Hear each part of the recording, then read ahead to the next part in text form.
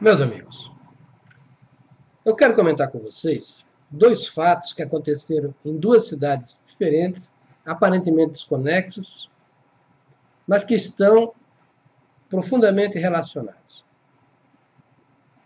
E isso porque está constatada a iniquidade de uma lei anti-direito natural.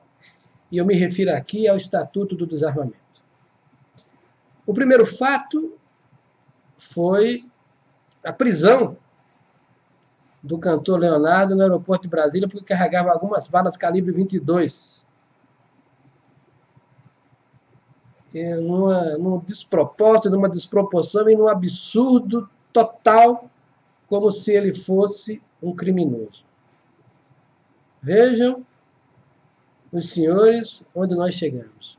Bala 22, basicamente, é utilizada esportivamente, vamos dizer assim. Mas a satanização de arma de fogo e da munição respectiva no Brasil chegou a tal ponto que essa histeria tomou conta do processo legislativo. O outro fato foi a tentativa de sequestro do filho do governador de São Paulo, agora à noite. Estava ele com a filha pequena. E é claro que, na condição de filho do governador, ele tinha escolta policial colada no seu carro. Quando os bandidos, numa ação espetacular, tentaram fazer sua ação, a polícia agiu, teve troca de tiros e eles fugiram.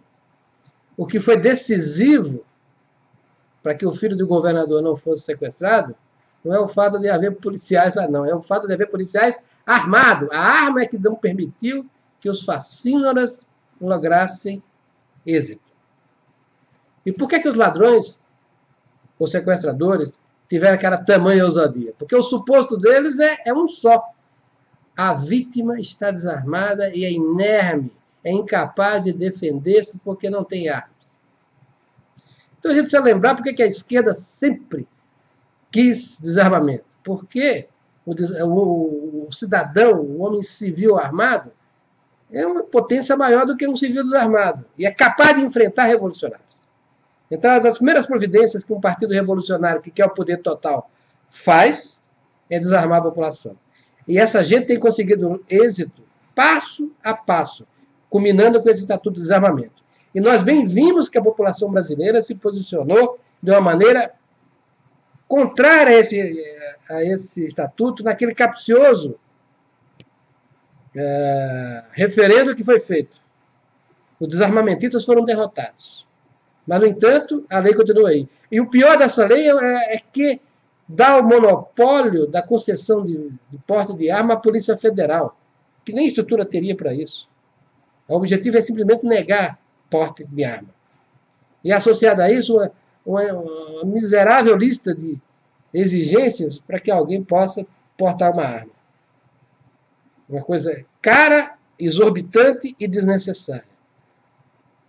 Quem é da minha geração sabe que nossos pais andavam armados, todos, sem exceção. A opção de andar desarmado era de quem queria andar desarmado, mas a regra era usar arma.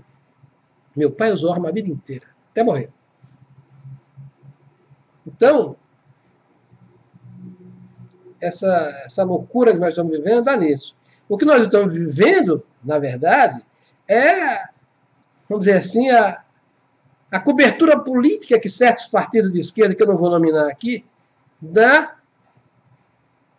esses partidos dão cobertura aos delinquentes.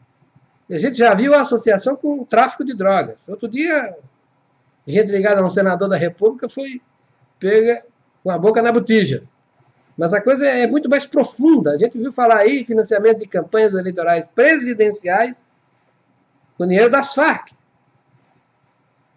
Então, nós estamos vendo aí que esse Estatuto do Desarmamento é uma farsa. Por quê? Porque bandido não se desarma. E a polícia também não. Então, o que você tem? De um lado, a polícia armada até os dentes, e muitas vezes atira primeiro e pergunta depois. E temos do outro a bandidagem que nem pergunta, atira primeiro. Estamos falando aí em 50 mil homicídios ano no Brasil, de todos os tipos. provavelmente isso tenderia a zero se a população brasileira fosse hoje como foi na geração do meu pai, armada. Cada um com seu 38 na cintura, sua faquinha do lado também, porque era assim que se andava, e pronto. Mas vamos dizer assim, essa amofinação que fizeram com os homens no Brasil deu nisso. Um estímulo para que o crime possa prosperar e progredir. Cada dia a gente vê famílias perdendo seu patrimônio, perdendo a vida de seus entes queridos, de uma forma trágica. E eu reputo a responsabilidade maior sobre isso nesse Estatuto do Desarmamento. Enquanto o bandido não tiver dúvida se a vítima tem ou não a arma, enquanto o bandido não tiver dúvida se saber se vai ter reação ou não, o estímulo à agressão será total. Meus amigos, a nação precisa se levantar contra essa loucura.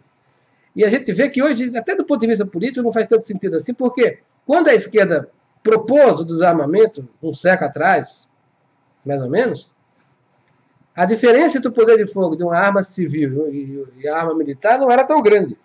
Hoje não é bem assim.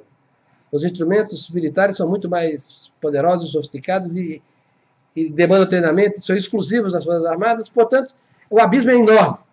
Um cidadão civil com um revólver na cintura não vai fazer golpe de Estado, mas vai ter força para resistir ao comissário de quarteirão que certos partidos estão querendo impor.